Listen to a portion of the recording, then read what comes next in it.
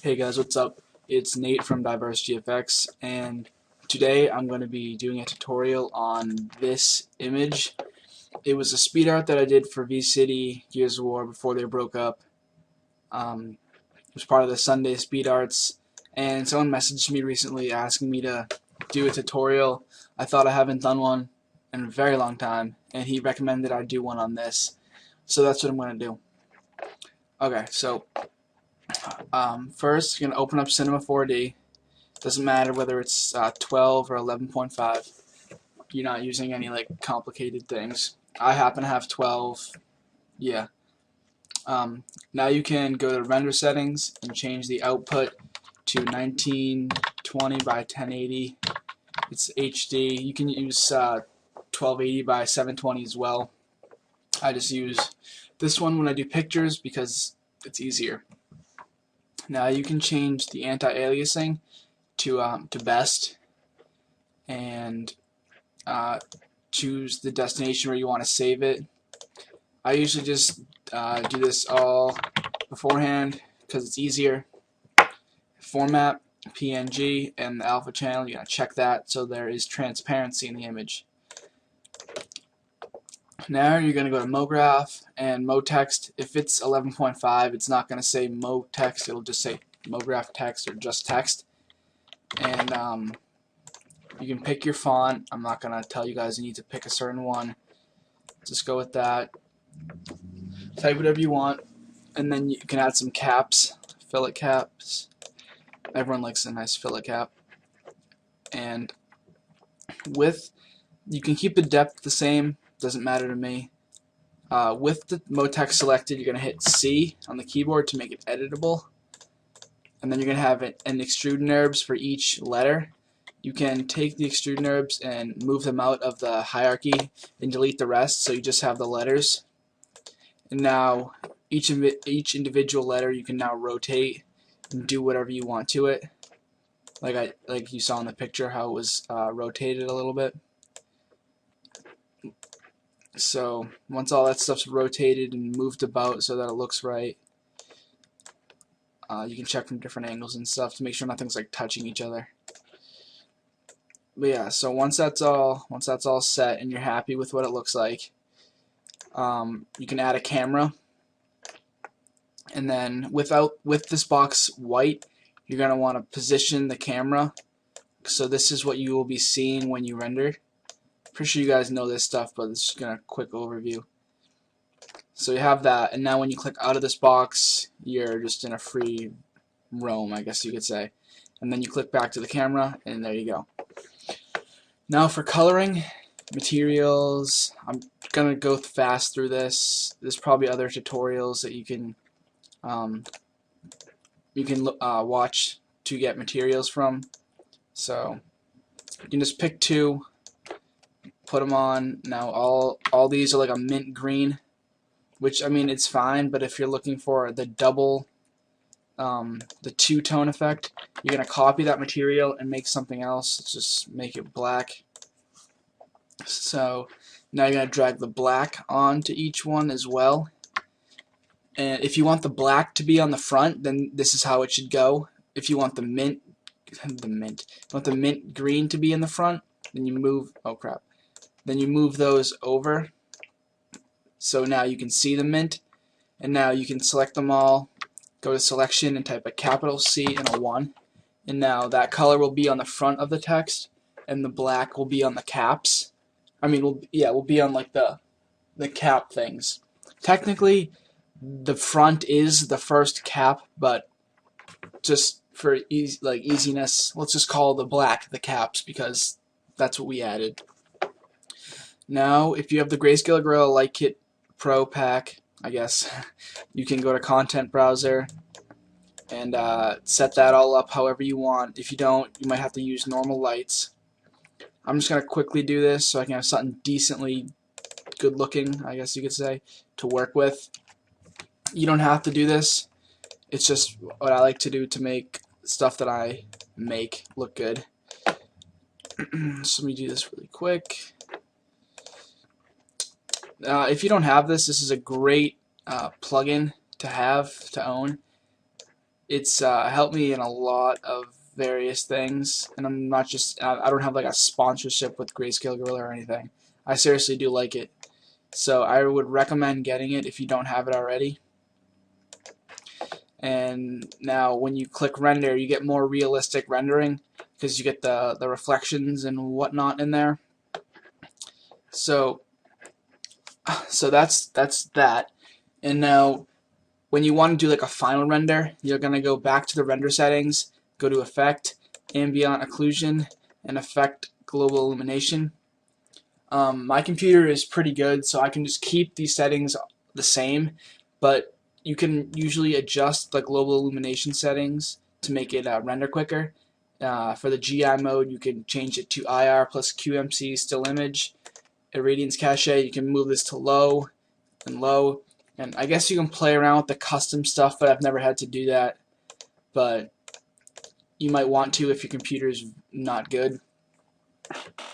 Alright, so now that that's set up, you can hit render, and it's going to go through its GI passes, and it's going to render this image out. And once it's done, we will go into Photoshop and start working from there. Like we saw in this, how it's a gradient from blue to like a black or a darker blue.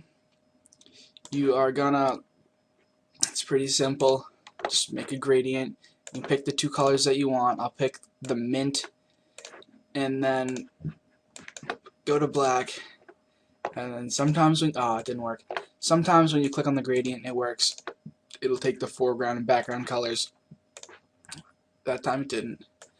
You can just go from the middle, drag it out. Now you have a gradient from that color, from the green to the black. It's pretty simple, not that hard. Now you're going to want to add a glow to the outside of this green text.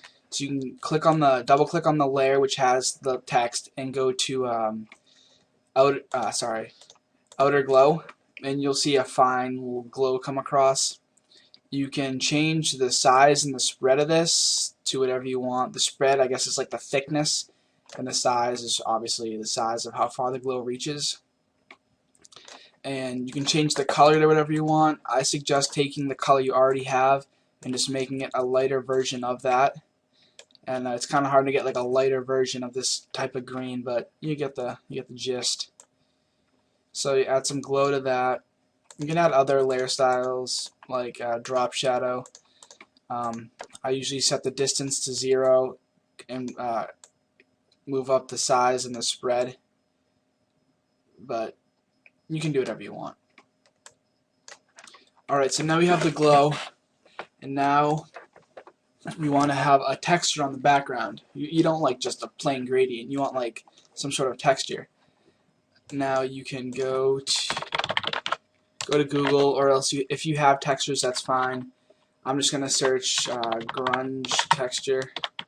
I do have them, but I just think it's sometimes quicker and easier to just do this. You can pick any one you want. You might want to pick a large one so that you don't have to stretch the pixels too much and make it not look good. Alright, I kind of like that one. Full size. Everyone knows how to do this. Just copy it, and then Control V, I'll paste the picture. You can hold Alt and use the scroll wheel, scroll out, and then hold Shift and constrain the size. Move this back in so that you can get the most resolution for the amount of space you're using. Now hit Enter. You can play around with the different blending options, but the ones I usually stick to when working with backgrounds is overlay and soft light. That's just me. I mean, you could probably go through them all. Like, that one looks decent. You could probably go through them all and find one that you like. But I usually stick with overlay and soft light, and I'll turn down the opacity a little bit on this so it doesn't look too strong. Alright, so now there's the background.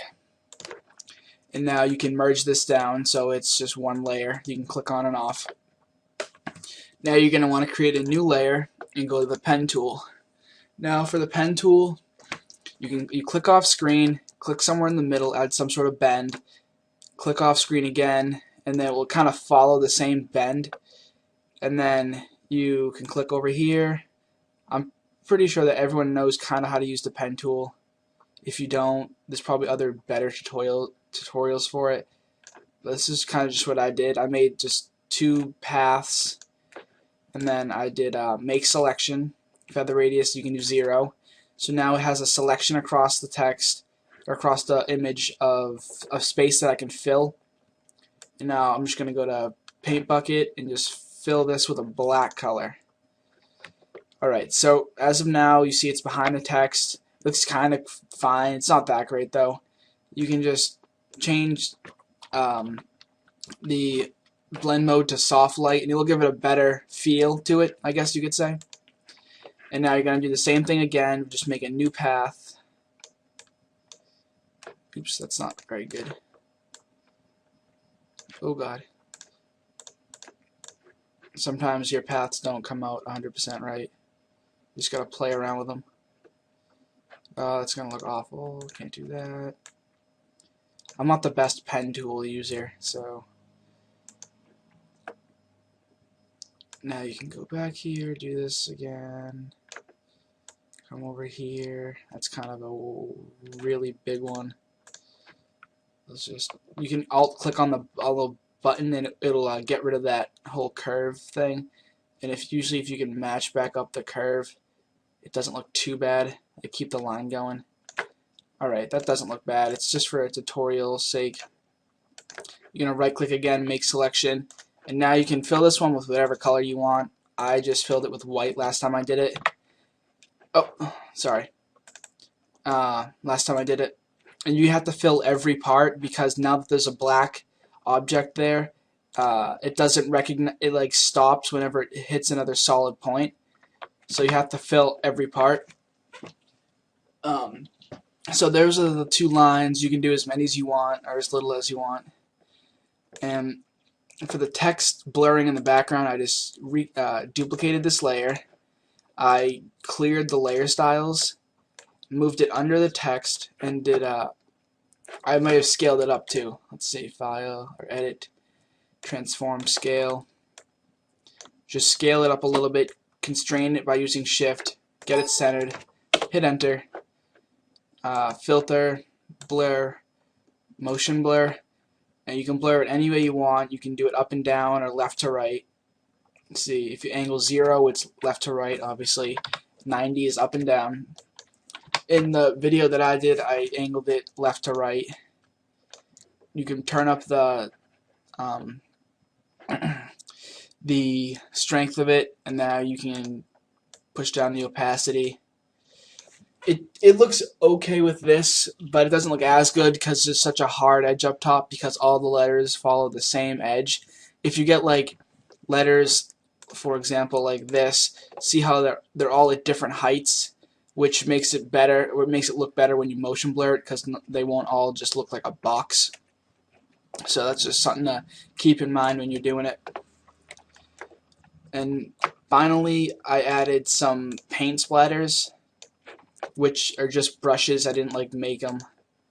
So let's find a decent brush. Alright, that works. And then you can put the color to whatever you want. I'll put it to white, and I'll just go around on a new layer, by the way. I'll just go around and start I guess painting, or just splattering on some paintbrush effect type stuff. And once again, you can change the blending mode of this to whatever you want. I personally think it looks best with soft light or overlay, because it like blends the colors better. And you may want to move this underneath the black and white stripes. 2 different looks. They're both fine by me. But that's it, guys. That's pretty much the tutorial. If you think I missed anything or you want to see anything else covered, just message me. I'm pretty easygoing about this stuff. I would like if you would follow us on Twitter at DiverseGFX and support the new clan or group that we're in. It's called Heaven's Gates, HVNZ Gates. It's a Gears of War clan, which me and Steve, the other owner of this, are GFX artists in. So I'd really appreciate it if you went and checked them out. Thanks, guys.